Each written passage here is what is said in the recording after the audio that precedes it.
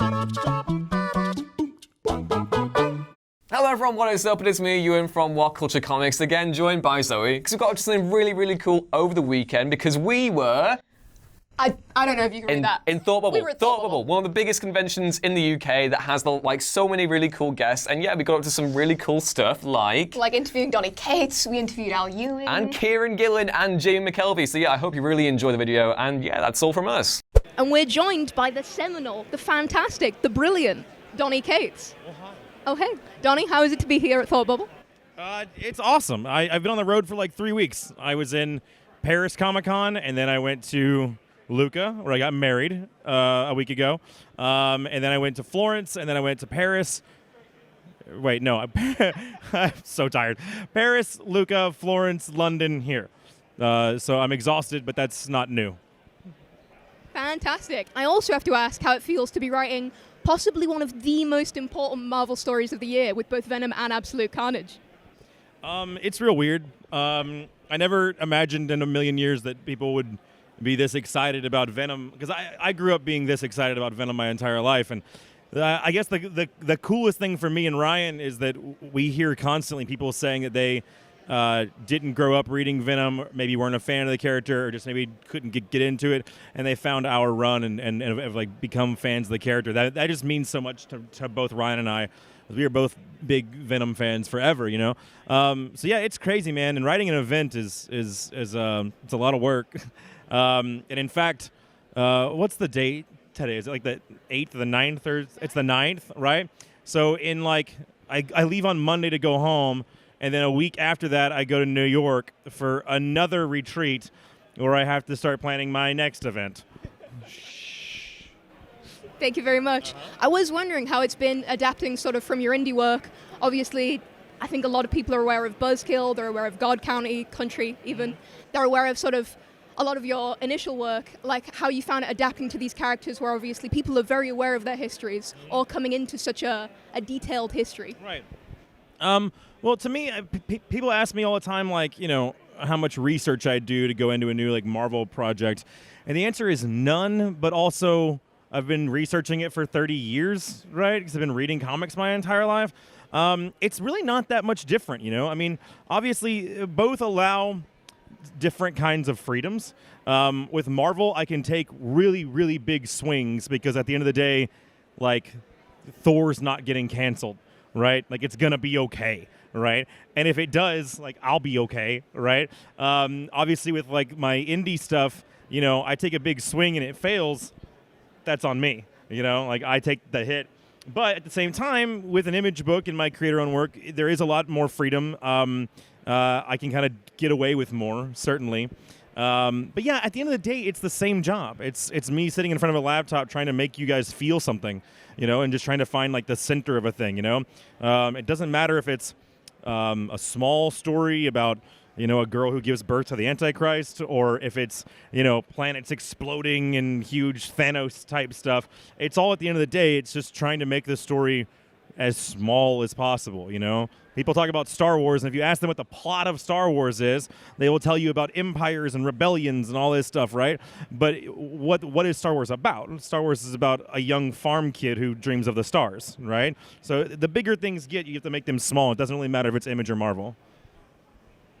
And on a similar note, how have you found it adapting, sort of going from Venom, going from these kind of bad boys like Thanos, and heading towards Thor, who can often be kind of a bad boy, but also has that sort of more clean edge to him? Well, I love Thor so much because he's just Superman, but he's a dick, right? Like, he just hasn't figured it out yet, you know? He's still such a fallible god, you know, and I love that. I tend to, if you look at my entire career, the things that I'm kind of the most attracted to... Can I cuss on this? You can get one. The thing that I'm the most attracted to are dangerous f***ups. Like, people who are incredibly powerful or incredibly deadly or have the power, but are just, like, infinitely fallible, just like you are and I am, you know? And so there is no better embodiment of that than Thor, you know? He's the mightiest god of all, but he's just, like, kind of like a jealous hothead, who has ego problems. So he's just me, but he's immortal. So that's fun. No, but again, it goes back to what I was saying about the Star Wars of it all. Like the bigger you go, the smaller you have to get. And so I'm taking over from Jason Aaron. No pressure. I know it's the greatest writer in the world who just wrote the greatest run on Thor of all time, and now I have to.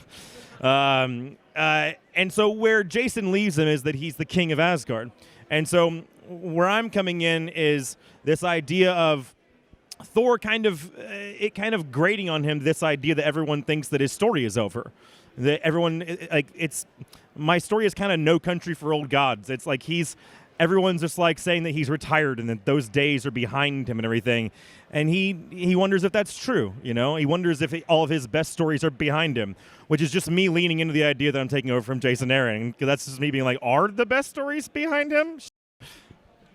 I very much like that. I was wondering how much sort of your personal connection to the characters and the stories, like you find that crucial in your work, because obviously with Venom, you've always loved Venom. I know with a lot of your indie work, you feel very personal connections to the characters within them. And to what extent, I suppose that both influences and maybe unnerves you with your work? I don't know, man. It's just free therapy. I just excise all of my personal bullshit into my comics, and then I force it on all you guys. So you guys become like my sin eaters. Like you guys all just like take on all my bad stuff. You can always tell like where I am emotionally in my arc, because you can be like, oh, Thanos wins. Like everything was going good in his life and things are fun. Oh, Death of the Inhumans. Oh, I just killed so many dogs. Guy's not doing okay. So yeah, everything is very personal to me. It doesn't really matter if it's Image books or if it's Marvel books or anything like that. That's what you want. You want to find the center of that character, and certainly, I don't know. I get picked on a lot for saying that, like, I put so much of myself into my work, but I would be anyone who tells you that they don't is either bad at their job or a liar, I think. I don't know how else to do it. It's the best way I know how. How did that deal with sort of events? Because obviously when you're doing an event like Absolute Carnage, it's not just one thing about Venom, but a huge array of characters, because you've done, I think, every symbiote I've ever seen, if not every symbiote that exists. So how did you find it balancing like very personal character-driven stories with these, huge explosions, the Star Wars kind of shenanigans? Yeah. Well, again, with something like Absolute Carnage or a big event like that, like certainly there's all the tie-ins and everything, and I just get out of writer's way and let them find what the emotional core is of their tie-in or whatever, But basically mine is, Absolute Carnage is this huge, mythical elder god who's like resurrected this serial murderer and put a dragon on him, and he's going and killing all these people and all this crap. But at the end of the day, it's about a father who's really worried about his kid and is willing to fight the entire world in order to make sure there's a world left for his son. It's really simple. You break it down. It's about a father dealing with his two children. Right? The good son and the bad son. The good son is, his own son, and the bad one is Carnage. It's about a father dealing with his shitty kids, and so it's really, at that point, that was something that Ryan and I talked about a lot, is giving Eddie grounding him in a way that he has something to fight for. And able to do that, you have to give him something that he can lose. And for years and years and years, that thing has always been his symbiote. We didn't think that was enough, They wanted him to really have his own mythology and have his own little corner of the Marvel U that is like just his. And it's funny, people seem to really enjoy Ryan and I's Venom run, which thank you all. But what's weird is that like you guys don't even really know what it's about yet. Absolute Carnage #5 will tell you what this book is really about. That comes out on the 20th of this month, I think. So stay tuned. Very exciting. I was also wondering how you feel, obviously, with characters like Sleeper, with inventing bats, who I couldn't not mention. How does it feel to know that you're sort of leaving a lasting legacy, if that's not too big a word, on the Marvel Universe? Yeah. Well, I should quickly note, I didn't create Sleeper. That was Mike Costa. But I certainly turned him into a cat. And Bat's the ghost dog, and I try and leave a little piece behind on every book that I go to. If it's, Inhumans, I created Vox. On Thanos, obviously, Cosmic Ghost Rider came out of that. which is utterly bizarre how much you guys like that character. I just thought he would look cool, like spray painted on the side of a van, and you guys really taken to him. It is really weird. I remember when I was doing Doctor Strange and I created bats, I did it because my cat had just died, and the veterinarians were like really gentle and really kind with me. And I was looking down the barrel. I knew that I wanted Loki to take over as Sorcerer Supreme because I'm a huge Thor nut, and I just wanted to write Loki. And I was like, I didn't know where I wanted to put Strange, and then my cat Pap passed away, and I was like, a veterinarian. That's perfect because what's cool about Doctor Strange, about Steven, is that I actually put it, Spider-Man says this to him in an issue. It's like he's the only hero who was a hero before he got powers. He was a surgeon. He was saving people's lives before, and so when he lost his powers, he just went right back to it, right? I've forgotten your question, but I'm going to... No, so when I was writing it, I created bats, right? I just thought it'd be a cool visual, like Strange with a ghost dog just seemed to be cool to me. And then when I left the book, I started, and Mark Waid took over, right? I started to get the PDFs, my comps of Mark Waid's run, and I was reading it like I always do because I love Strange, and Bats was there. And I was like, wait, what? That counts? Like, and Mark was like, well, yeah, dude, he is a ghost dog now. That's the thing. I was like, holy shit. It was like the first time that it really dawned on me that, like, oh, this stuff counts. Like, I'm not, like, writing fanfic, you know? So it's been weird and awesome, you know?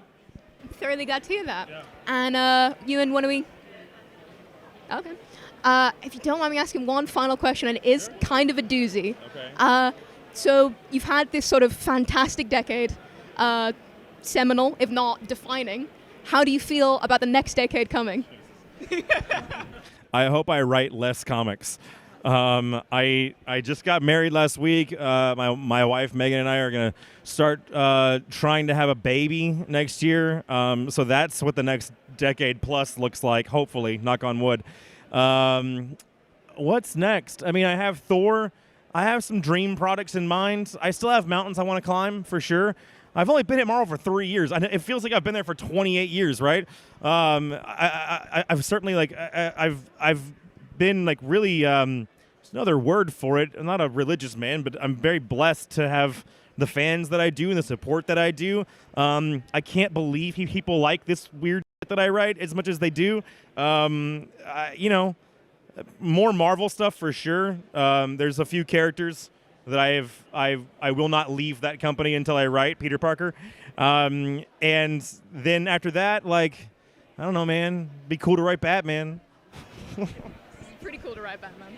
And one final question. Final question. This is more something, this is for us, Okay. I'm not going to lie. Okay. So have you been keeping up by any chance with House of X and Powers of X? Yes. Powers of 10. Yeah. We have this little pet thing where we're asking everyone that we interview if they suspect that Jean Grey, Cyclops, and Wolverine are in fact a trio item. Well, you got to understand, I'm at the Marvel Summits, so I know everything, right? But I'll say this. People keep on pointing to that infographic that all their doors are open to each other, right? But what people don't seem to be pointing to, and I hope Hickman's okay with me saying this, is the scene in that same issue where Cyclops is cleaning plates. When his dad walks in the room, he says, like, what are you doing? He's like, I'm doing this. And Scott says, yeah, it's my turn tonight. He's not talking about dishes. I can't believe no one has picked up on that. Like, I don't know that it's that vague. I feel like it's pretty obvious. I don't know. Don't take it from me. I don't know anything. Groundbreaking evidence. Thank you so much, Donny. Yeah, You've been a of course. delight. Thank you. So yeah, I hope you really enjoyed that interview, and please be sure to like, share, and subscribe. And don't forget to hit the notification bell because it really does help us out. You can find more stuff like this at whatculture.com/comics. And yeah, have a great day, and we'll see you next time. Bye.